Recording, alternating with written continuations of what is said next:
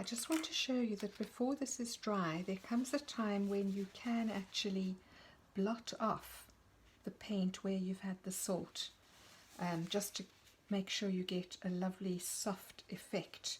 This is becoming too big, so I'm just going to do a little bit of blotting there.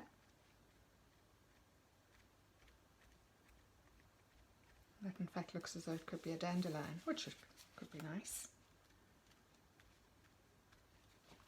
And where you've got ultramarine blue in your green mix, you'll find that you get a little bit of a blue stain on the paper, which is rather pretty. And there it becomes more yellow. So just lifting where the salt has done its work.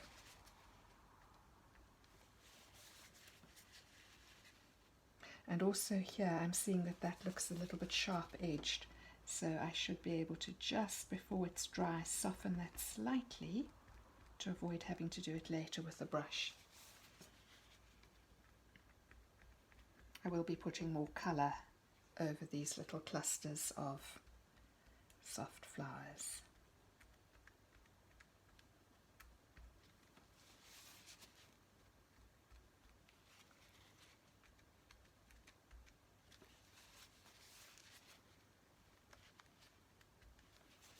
Just be careful when you're doing this. If you have long nails, you might gouge the paper, which you don't want to do. There we are. That's giving a lovely soft effect, very much like meadowsweet in the wild.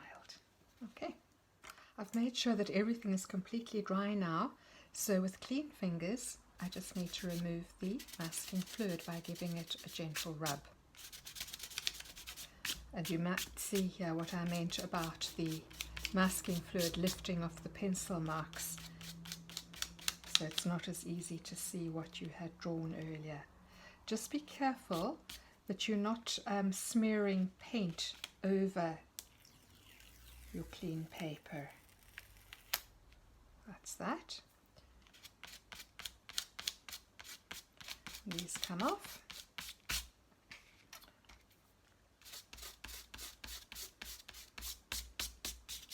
And I'm ready to continue painting. I'll do these later. I want to start with the part furthest from me so that I won't be dragging my hand over it later. Starting with this Rose Bay Willow Herb. Now, as you'll note, I did paint over them with the background, but it's a very pale colour, and behind the two flowers it's actually more blue than green, which is going to make it easier to paint the magenta over it. Now, I'm not going into great botanical detail here, I'm just doing an impression of these flowers. So in each case, look, they do have a little white centre, which I could have masked. I'm going to try to paint around it, or I can actually go over it with white gouache afterwards. But in the case of each petal, it'll just be wetting it, and I'm doing these all together because it's a small area and they'll stay wet long enough for me, particularly on this paper. So I'll start with a bit of cobalt violet.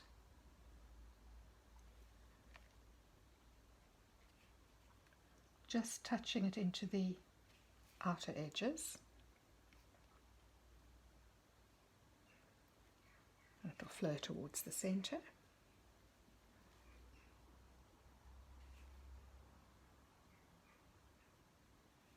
And you see, it doesn't matter that it went over a tinted surface. These ones needed to be preserved because we absolutely don't want any colour behind the white flowers. Just define that edge a little more.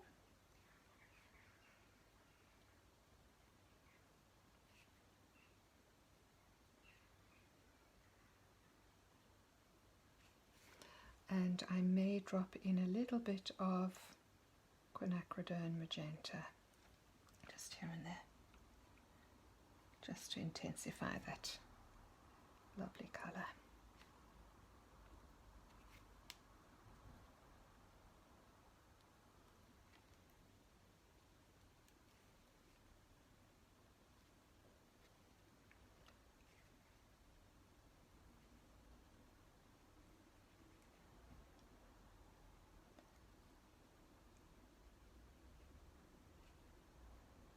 that's as much as that flower is going to need. And I'll do another one the same, and we'll proceed.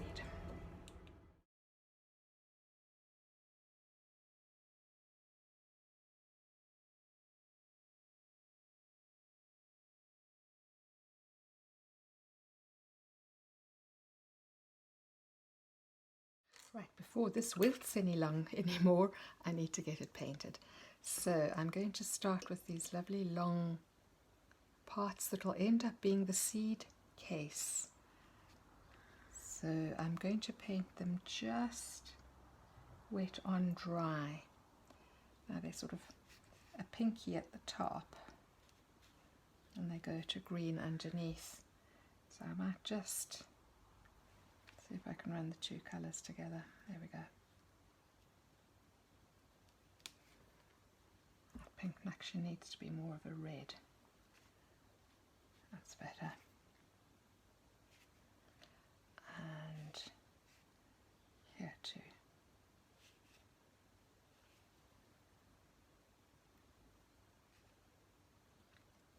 Yeah, most of these stems are red, which is rather nice, bringing in something a little different to the painting, and yet it harmonises.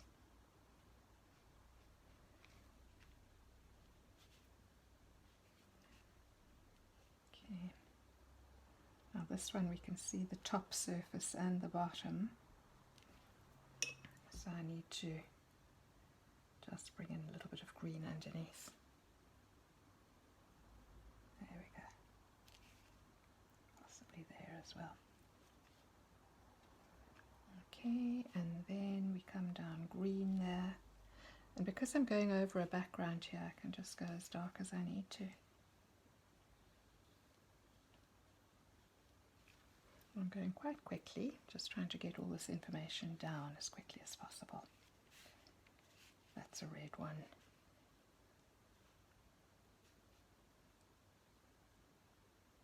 And if the colours flow together a little bit, that'll be quite pleasant.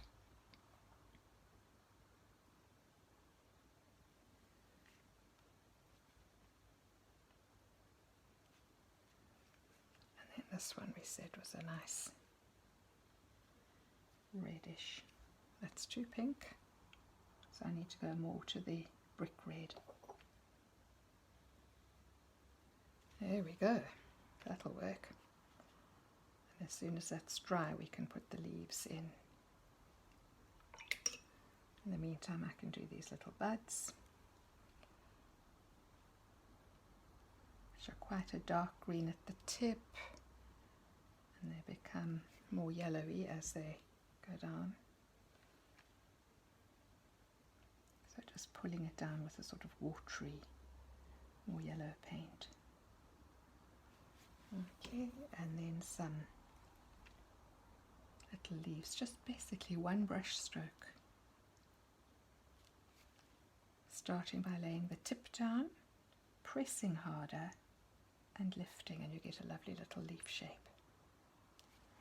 That could be a little pale. It will dry lighter. Watercolour always does, so I'm flushing a little bit more colour through it. And I can get this leaf in, press down to thicken the line and lift. This paper has a bit of texture, so getting a completely smooth edge doesn't always happen.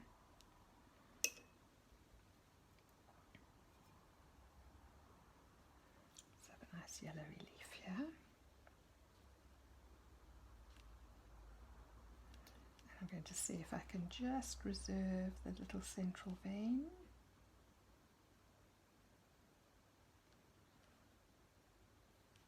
That's it.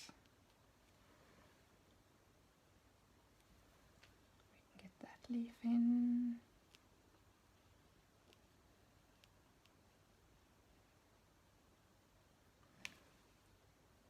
So I'm using quite a limey green for this, in which case it's probably green gold. I keep a variety of greens on my palette and just sort of mix as I go. seldom use a green straight from the tube. It's more likely to be a yellow and a blue, or for example this limey green gold, which I can then add a little bit of blue to modify. So if you have a blue and a yellow, you can constantly adjust the sort of green you have just by varying the proportions. And if ever your green ends up being a little bit sharp and unnatural looking, all you need to do is add a little bit of red or pink to it. There we go, we're nearly there.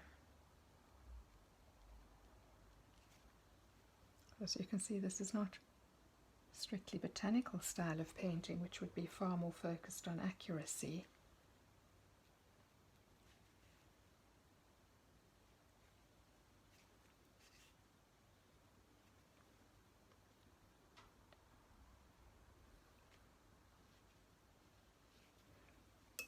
And I might just let that soften out with water while I think about how it's going to be. Realized I've missed out one flower, so I'm just going to put the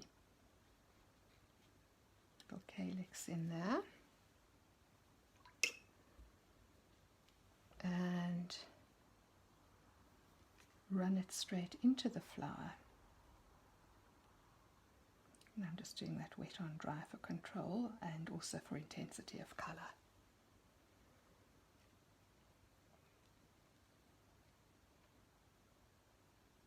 So that little bud is opening behind the stem there. Okay.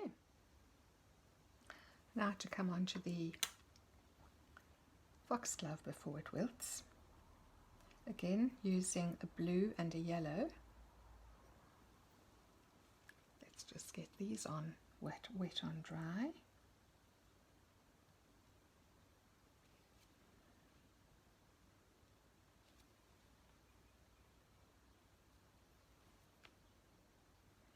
So just putting on that little dark green and then pulling it away with a more watery yellowy green. And let's get that stem going.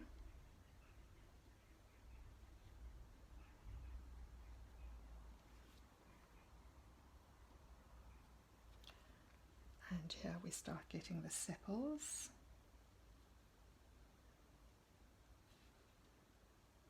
And I think I'm going to darken that leaf.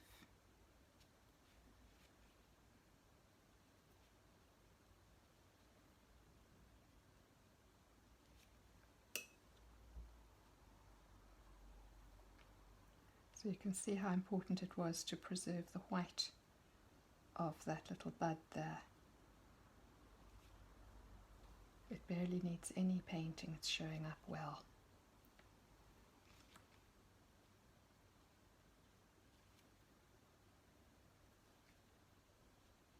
See, I can just dip into the blue, just at the moment using two colours.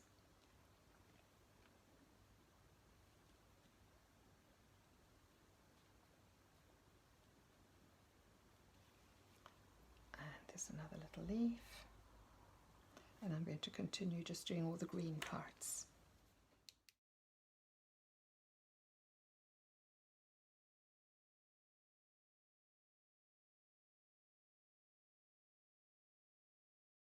Right, the upper buds of this foxglove are actually quite a greenish yellow, and they only become white as they're open. So I'm going to just start with those, just wetting,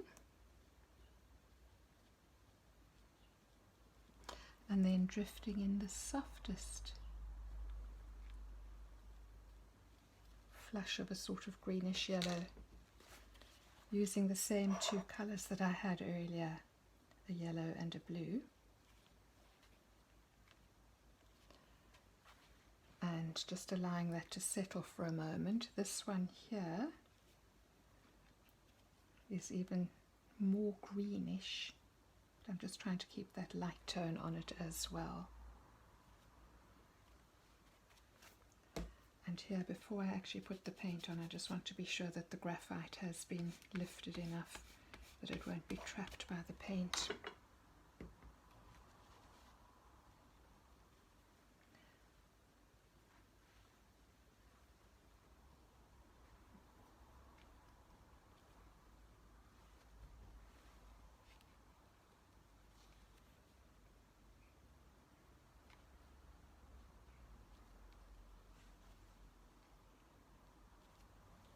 Right, and then we have a little bit of shaping of the bud where the 4 petals close just over here. So I'm just catching that in ever so slightly so that we know it's a foxglove.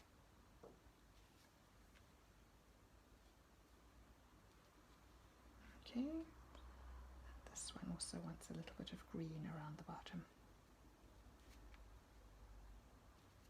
Okay, and then these will be painted in the same way.